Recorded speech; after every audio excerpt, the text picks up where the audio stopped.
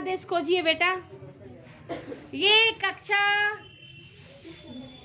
7 की बच्ची है और इधर 6 की बच्ची है और इधर 7-8 के बच्चे बैठे हुए हैं, है ना। कंबाइंड क्लास चल रहा है। आप लोग अपना काम करो। 6 वाले बच्चे अपना नज़र इधर रखिए। और आज ज्योग्राफी के अंतर्गत ग्लोब में बच्चे को जानकारी दी जा रही है। किसकी क्या खोजने के लिए दिए हैं हम आपको बेटा? एशिया महादेश। एशिया क्या है? महादेश। यहाँ पे एशिया महादेश तुम ग्लोब में पहले खोजो, इसकी बहुत ज़रूरत है। और कौन सा चैप्टर पढ़ रही हो जो ये खोजने हम दिए हैं? क्या पढ़ाए हैं अभी तक? हाँ स्वीटी, आप भी आ जाओ। 2 बच्चे बाहर आओ, आप भी आओ। क्या है चैप्टर बेटा? ये खोज रही है, तुम बात करो। क्या है चैप्टर? पृथ्वी एवं उसकी गतियाँ। क्या पढ़ रही हो उस चैप्टर में? क्या जानकारी मिला है? अभी तो बहुत कुछ जानकारी सृष्टि ने हम लोग को दी है। अभी ग्लोब में बोली है एशिया महादेश को खोजने के लिए। हाँ सृष्टि मैम दी है। तो पृथ्वी एवं उसकी गतियाँ में तुम क्या पढ़ी? उससे पहले तुमने भी एक प्रोजेक्ट बनाया, अपना प्रोजेक्ट लेके आओ। हाँ प्रोजेक्ट को सीधा घुमा के रखो। हाँ ये जो प्रोजेक्ट है, ये प्रोजेक्ट किस चीज़ के बारे में है? बीच में क्या है? सूरज। और ये जो घूम रहा है वो 4 दिशा किसका है? 4 रूप किसका है? एक है ठंडी का, एक है गर्मी का और एक शरद, हाँ, और बरसात, है ना। ये कैसे होता है? ये पृथ्वी है ना, ये चारों क्या है? पृथ्वी है। पृथ्वी गति कर रहा है। क्या कर रहा है? गति कर रहा है। पृथ्वी जब गति करता है तो पृथ्वी घूर्णन गति करता है और एक वार्षिक गति करता है। तो ये फोटो है वार्षिक गति का। जैसे वार्षिक गति में 4 मौसम आते हैं। क्या आते हैं?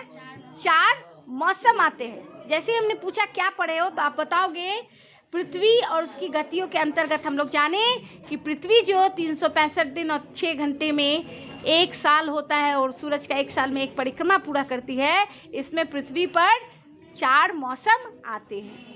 वो डेट के हिसाब से है। 21 मार्च से इसकी शुरुआत होती है। सबसे पहले 21 मार्च में दिन रात बराबर हो जाता है। फिर 21 मार्च के बाद 21 जून में क्या होता है? तो गर्म पड़ती है। और इसमें क्या होता है? तो दक्षिण में होता है पृथ्वी का पूरा पोजीशन है। यहाँ पे सूर्य कर्क रेखा, डायरेक्ट सूर्य की रोशनी हमारे पृथ्वी पर पड़ती है। फिर आ जाते हैं 23 सितंबर। इस समय क्या होता है? दिन रात बराबर होता है। उसके बाद फिर 3 महीने बाद आ जाता है 22 दिसंबर। इस समय रातें बड़ी होती है और दिन छोटा, मतलब सूरज का रोशनी लेट पहुंचता है धरती पर, है ना। इस प्रकार हम लोग 4 मौसम, पृथ्वी जो गति करती है तो हम लोग 4 मौसम प्राप्त करते हैं पृथ्वी के गति करने से। अब इसी क्रम में जिक्र आया था उत्तरी गोलार्ध और दक्षिणी गोलार्ध के बीच के जो एरिया, उसको अक्ष कहते हैं। तो इस क्रम में सरस्वती यहाँ पर खोज रही है क्या? भारत को खोज रही है, भारत का पोजीशन। हम भारत का पोजीशन कैसे प्राप्त करेंगे? तो सबसे पहले हम एशिया में चले जाएंगे। कहाँ चले जाएंगे?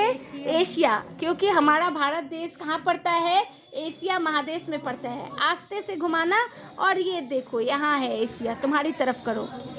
एशिया महादेश दिखा? ऐसे नहीं घुमाते बेटा, ये सब तरीका है, सब सिखाने के लिए है। ये है एशिया, ये पूरा क्या है? एशिया महादेश। ये क्या है? पूरा एशिया महादेश। और एशिया महादेश की पहचान क्या है? तो इसके नीचे ही हिंद महासागर, अरब सागर, भारत। ये देखो भारत, भारत का मानचित्र दिख रहा है। Yes ma'am. ये भारत का मानचित्र है। ये क्या है बेटा? भारत का मानचित्र है। मानचित्र ग्लोब पर है। कहाँ पर है? ग्लोब पर है। और ये हमारा भारत पेनिनसुलर इसको कहते हैं। ये पेनिनसुला मतलब यहाँ 3 तरफ, ये किससे घिरा हुआ है? समुद्र से घिरा हुआ है। दिख रहा है? नीला नीला ये सारा क्या है बेटा? पानी है। ऊपर नहीं, नीचे की तरफ देखो। भारत को पहले खोजो। भारत दिखा? अब भारत का नक्शा पूरा दिख गई? Yes ma'am. उत्तर कहाँ है? ऊपर देखो, श्रीनगर ऊपर है ना। ऊपर से नीचे देखो, केरला। नीचे आ जाओ, बेंगलुरु। नीचे देख रहे हो? अब उसके नीचे इधर से देखो, हिंद महासागर नीचे दिख रहा है। पूरा नीला पानी में हिंद लिखा हुआ है, हिंद महासागर। ये क्या है? हिंद महासागर। और ये इसके बगल में क्या है? इस तरफ तो अरब सागर। यहाँ क्या है? बंगाल की खाड़ी। ये एक ही तरफ है, रास्ता है। और हमारे से रास्ते में बगल में क्या है? तिब्बत है। और उसके बाद यहाँ अफगानिस्तान है, काबुल केवल है इस्लामाबाद, लाहौर, पाकिस्तान और तिब्बत के बाद ही चीन है। क्या है? चीन। यानी ये एकमात्र रास्ता है। ये एकमात्र क्या है? रास्ता है। अब समझो, ये जो घूर्णन गति करता है, तो ये घूर्णन ये अपने अक्ष पे है, ये इसका क्या है? घर है। ये इस अक्ष पर घूमता है। जब ये तो इसका पोजीशन है, लेकिन जब ये सूरज की परिक्रमा करता है, ये जब परिक्रमा करता है, तब इस अक्ष पर ये घूमता रहता है, ऊपर नीचे होकर घूमता रहता है। अब मानो कि ये सूरज है, हम इसको सूरज बना दिए, ठीक है। और अब जैसे इस हिस्से पे गया, तो ये ऐसे करके, अभी पृथ्वी इस तरफ क्या है? ये ठंडा में ऐसे ही होता है।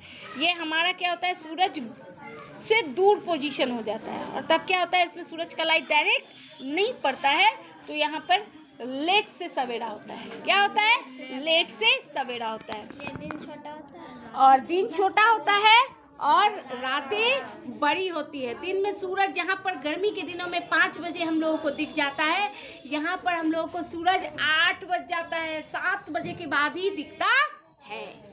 तो ये मैप देखना और ग्लोब देखना बहुत ज़रूरी है। इससे क्या होता है? हम लोगों को जगह की वास्तविक जानकारी होती है। अब जैसे हमने बताया कि ये पूरा पृथ्वी है, ये क्या है? पूरा पृथ्वी है। अब मानो कि ये पूरा पृथ्वी है और ये अपने अक्ष पर घूम रहा है, यानी सूरज का परिक्रमा कर रहा है, अपने अक्ष पर घूम रहा है। तो क्या कभी भी ये लाइन और ये लाइन इसका नीचे घूम रहा है क्या? नहीं ना। इसका मतलब यहाँ पर क्या है? तो उत्तरी और दक्षिणी ध्रुव है, और ये दोनों जगह को चुंबकीय तत्व मिलता है। क्यों? क्योंकि यहाँ पर सूरज का लाइट डायरेक्ट नहीं पड़ता। बीच में सूरज का लाइट पड़ता है, लेकिन दोनों बगल सूरज का लाइट डायरेक्ट नहीं पड़ता है। इसका मतलब क्या है? यहाँ पर चार्ज रहता है। क्या? तो यहाँ पर ये जगह चुंबक का प्रभाव आ जाता है, और जिसके कारण इस जगह पर चुंबक प्रभाव होता है। पृथ्वी का पूरा इकोलॉजी को ये बैलेंस करता है, पूरा पृथ्वी को इकोलॉजी को ये बैलेंस करता है। तो ये सभी जानकारियाँ आप लोगों को अगले कक्षाओं में होगी। अब ये देखो, ये लाइन्स है, ये सभी अक्षांश रेखा और देशांतर रेखा का ये लाइन्स बना हुआ है। ये पूरा पृथ्वी का एक्सिस 360 डिग्री का है। कितना का है? 360 डिग्री का। एक तरफ 180 लाइन्स है ऊपर से नीचे की तरफ, और एक तरफ है 180। 180 कितना होता है? 0 0 उतारो, 80 और 80, 8 8 16, 16 का 6, और इधर आ गया ये 360। तो पूरा अर्थ को कितना इसमें एंगल में बांटा गया है? 360। 180 ऊपर की रेखा, 180 नीचे की रेखा, और ये दोनों रेखाओं का महत्व है। एक रेखा समय बताती है, यानी सूरज का लाइट पड़ता है तो समय बताती है, और एक रेखा बताती है दूरी। क्या बताती है? दूरी। अब इसके बारे में जैसे हम लोग देखते हैं ना कि किलोमीटर, मीटर, सेंटीमीटर, डेकामीटर, ये जो कॉन्सेप्ट आया है, ये सभी इस पृथ्वी के 360 डिग्री का ही सबसे बड़ा एंगल होता है ना। मैथ भी बनाती है तो पूरा सर्किल बनाती है तो 360 डिग्री, यानी पूरे अर्थ को 360 डिग्री में बांटा गया है। अब इसको अगले क्लास में हम लोग और विस्तार से जानेंगे, इसलिए इसका अध्ययन करना बहुत ज़रूरी है। ये आज हम लाए, ये आप लोग ध्यान से देखो। ये क्या है बेटा? ये सारा जो नीला देख रहे हो ये पानी है। ये क्या है? पानी। तो आज आप लोग क्या जाने कि भारत 3 दिशाओं से समुद्रों से घिरा हुआ है। भारत 3 दिशा से किससे घिरा हुआ है? और एक दिशा है उसका खाली उत्तर, जहाँ से लोग आ सकते हैं, जा सकते हैं। यहाँ से जब भी यात्रा होती है तो हवाई यात्रा होती है और जहाज यात्रा होती है। क्यों? क्योंकि पानी में तो हम पैदल नहीं आ सकते हैं, डूब के मर जाएंगे। तो ये 3 तरफ से पानी से घिरा हुआ है, एक तरफ ही हमारा रास्ता है। और ये कहाँ पड़ता है? तो एशिया महादेश में पड़ता है। हमारे पड़ोसी देश क्या है? तो हमारा पड़ोसी देश बांग्लादेश है, पाकिस्तान है, तिब्बत है, म्यांमार है, चीन है। ये सारे हमारे पड़ोसी देश हैं, नेपाल है ना। अब इसको हम लोग और अच्छे से अगले चैप्टर्स में जानेंगे, और ये जानना बहुत ज़रूरी है, क्योंकि इसी से आप लोगों को महत्वपूर्ण ज्ञान प्राप्त होगा।